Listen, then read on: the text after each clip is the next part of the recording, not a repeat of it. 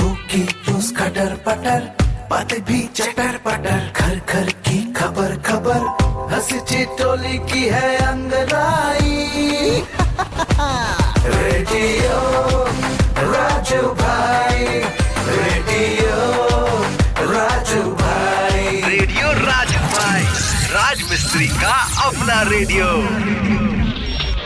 नमस्कार, आदाब, वड़कम और सत श्री अकाल मेरे प्यारे राजमिस्त्री भाइयों। मैं हूँ राजू भाई आपके साथ और आप सुन रहे हैं रेडियो राजू भाई, राजमिस्त्रियों का अपना radio, powered by UltraTech cement, देश का नंबर 1 सीमेंट। और इसी बात पे शुरू करते हैं आज का प्रोग्राम। मैं आपको बता दूं आज के हिसाब से इतिहास की किताब में क्या लिखा है। आज है 18 मई। दोस्तों, आज ही के दिन 18 मई 1974 में राजस्थान की पोखरण में अपने पहले भूमिगत परमाणु बम परीक्षण के साथ भारत एक परमाणु शक्ति संपन्न देश बन गया। इस परीक्षण को स्माइलिंग बुद्धा का नाम दिया गया। और आपको बता दूं कि इस पर एक फिल्म भी बनी है, अभी कुछ दिन पहले ही रिलीज हुई थी, मतलब कुछ साल पहले, जिसमें जॉन अब्राहम भी थे और फिल्म का नाम था परमाणु।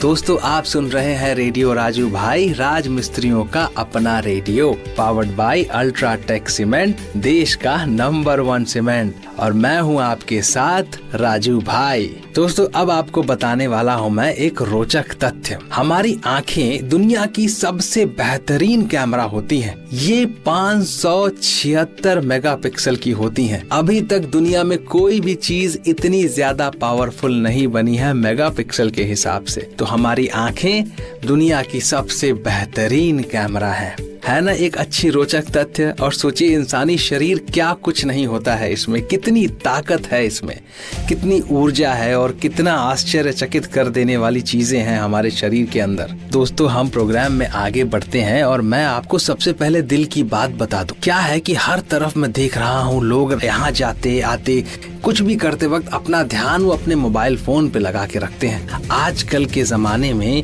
लोग सोशल मीडिया पे बहुत ज्यादा निर्भर हो गए हैं और निर्भरता जो है ये कहीं न कहीं कुछ हद तक हमें नुकसान भी पहुंचा रही है। तो आज दिल की बात में मैं आपसे बात करने वाला हूं कि सोशल मीडिया का क्या प्रभाव पड़ रहा है। कहा जाता है कि सूचना दो धारी तलवार की तरह होती है। एक ओर इसका उपयोग भ्रम और कहरता फैलाने के लिए किया जाता है, तो दूसरी ओर रचनात्मक कार्यों में भी किया जाता है। प्रतिदिन कई बिलियन लोग फेसबुक पर लॉगिन करते हैं। हर सेकंड ट्वीट और इंस्टाग्राम पर भी कई तस्वीरें पोस्ट की जाती हैं। आइए समझते हैं कि सोशल मीडिया के सकारात्मक प्रभाव क्या है। सोशल मीडिया दुनिया भर के लोगों से जुड़ने का एक महत्वपूर्ण साधन है और इसने विश्व में संचार को नया आयाम दिया है। सोशल मीडिया उन लोगों की आवाज बन सकता है जो समाज की मुख्य धारा से अलग है और जिनकी आवाज को दबाया जाता रहा है। वर्तमान में सोशल मीडिया कई व्यवसायियों के लिए व्यवसाय के एक अच्छे साधन के रूप में कार्य कर रहा है। सोशल मीडिया के साथ ही कई प्रकार के रोजगार भी पैदा हुए हैं। वर्तमान में आम नागरिकों के बीच जागरूकता फैलाने के लिए सोशल मीडिया का प्रयोग काफी व्यापक स्तर पर किया जा रहा है। कई शोधों में सामने आया है कि दुनिया भर के अधिकांश लोग रोजमर्रा की सूचनाएं सोशल मीडिया के माध्यम से ही प्राप्त कर रहे हैं। अब आइए बात करते हैं कि सोशल मीडिया के नकारात्मक प्रभाव क्या है। कि यदि कोई सोशल मीडिया का आवश्यकता से अधिक प्रयोग करेगा तो वो हमारे मस्तिष्क को नकारात्मक रूप से प्रभावित कर सकता है और हमें डिप्रेशन की ओर भी ले जा सकता है। सोशल मीडिया साइबर बुलिंग को बढ़ावा देता है। ये फेक न्यूज और हेट स्पीच यानी कि नफरत फैलाने में महत्वपूर्ण भूमिका निभाता है। सोशल मीडिया पर गोपनीयता की कमी होती है और कई बार आपका निजी डेटा चोरी होने का खतरा भी रहता है। साइबर अपराधों जैसे हैकिंग और फिशिंग आदि का खतरा भी बढ़ जाता है। आजकल सोशल मीडिया के माध्यम से धोखाधड़ी का चलन भी काफी बढ़ गया है। ये लोग ऐसे सोशल मीडिया उपयोगकर्ता की तलाश करते हैं जिन्हें आसानी से फंसाया जा सके। तो मेरे प्यारे राजमिस्त्री भाइयों, ये बताना मेरे लिए बहुत जरूरी है आप सभी को कि आप लोग सोशल मीडिया का इस्तेमाल सोच समझ कर करें और अपने बच्चों को भी इस चीज का सही इस्तेमाल करने का ज्ञान प्रदान करें। दोस्तों, अब टाइम हो चला है कि मैं आपको थोड़ा मुस्कुराहट की ओर ले चलूं, यानी कि हंसाऊं और एक चुटकुला सुनाऊं। डॉक्टर ने पूछा, जब तुम तनाव में होते हो तो क्या करते हो? मरीज ने कहा कि मैं मंदिर चला जाता हूँ। डॉक्टर ने कहा, बहुत बढ़िया, वहाँ क्या ध्यान लगाते हो? तो मरीज ने कहा, जी नहीं, लोगों के जूते चप्पल मिक्स कर देता हूँ, फिर उन लोगों को देखता रहता हूँ, उनको तनाव में देखकर मेरा तनाव दूर हो जाता है। दोस्तों, इस बात को हंसी मजाक में ही लीजिएगा, सीरियसली मत लीजिएगा कि इंसान क्या है कि दूसरे के भाव को देखकर अपने आप को हल्का महसूस कर सकता है। ये चीज है जो इंसानों में होती है। दोस्तों, अब शो में हम थोड़ा और आगे बढ़ेंगे और मैं आपको सुनाने वाला हूँ एक कहानी। तो तैयार हो जाइए। एक बहुत ही खूबसूरत जंगल था जहाँ कई जानवर रहते थे। उन्हीं जानवरों में एक नकलची बंदर भी था जो सभी जानवरों से तुलना करने की कोशिश किया करता था। दरअसल इस जंगल में एक ही बंदर था।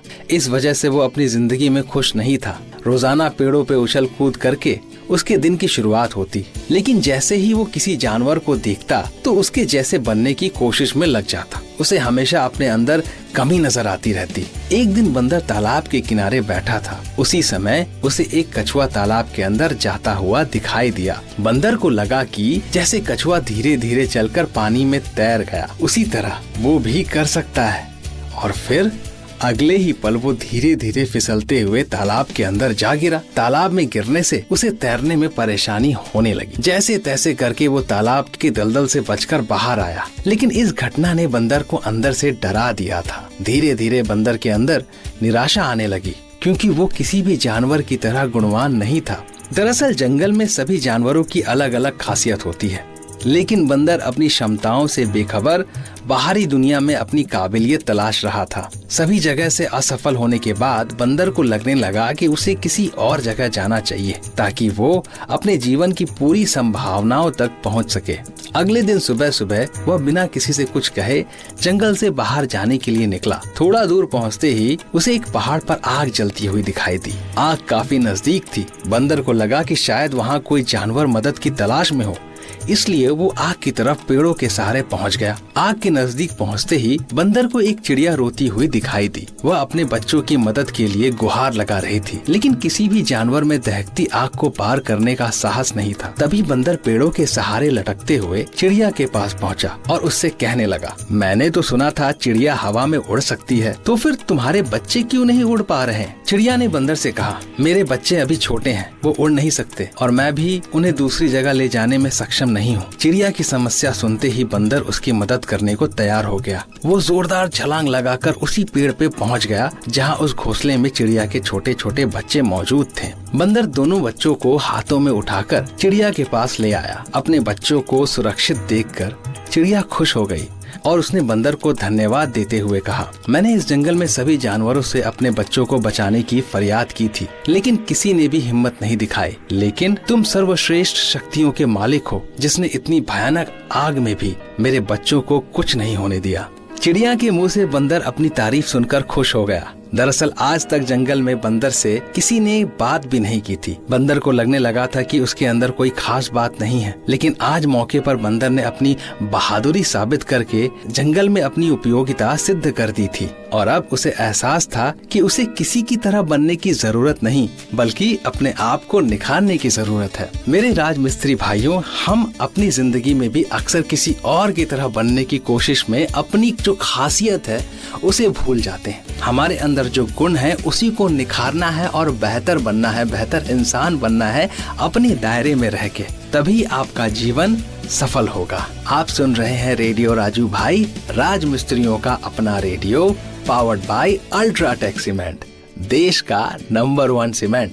और मैं हूं आपका दोस्त राजू भाई। दोस्तों, अब मैं लूंगा आप सभी से इजाजत और इस वादे के साथ कि हम मिलेंगे अगले एपिसोड में। लेकर आऊंगा ढेर सारी बातें और मनोरंजन की ढेर सारी सौगातें। तब तक के लिए अपना ख्याल रखिए और मुझे इजाजत दीजिए। शुक्रिया दोस्तों। रेडियो राजू भाई, रेडियो राजू भाई, रेडियो राजू भाई, राज मिस्त्री का अपना radio. Brought to you by Ultratech Cement.